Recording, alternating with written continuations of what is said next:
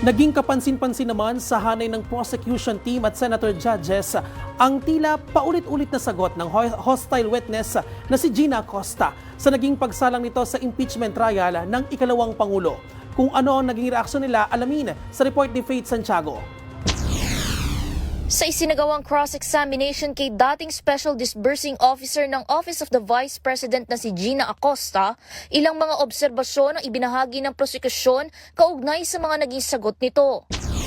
Maliwanag na ang naging SDO ng ating Vice Presidente ay isang sunod-sunuran at maliwanag din na marami ang mga nalabag na nakasaad sa joint circular. Umamin kasi si Acosta na itinurn over nito ang higit 500 million pesos na confidential funds kay Colonel Raymond Lachica kahit na hindi ito bonded officer dahil lang umano sa utos ng bise.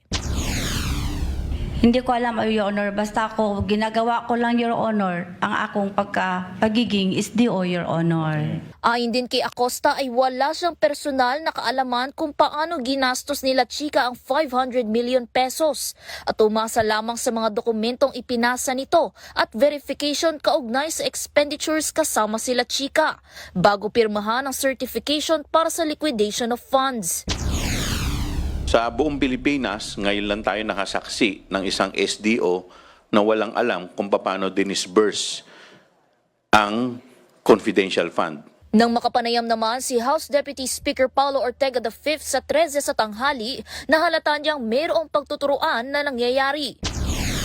Makikita po natin mula kay Ma'am Gina Acosta hanggang sa ngayon parang medyo nagtuturoan na po ng konti, may turuan po nang nangyayari. Sabi ko nga baka parang may laglagan na ng konti dito. Isa pa sa nakapukaw sa pansin ng prosekusyon ay ang pare-parehas na sagot ni Acosta sa mga katanungan nila. Gayun din ang pagkakaiba ng pagsagot nito ng tanungin na ng depensa.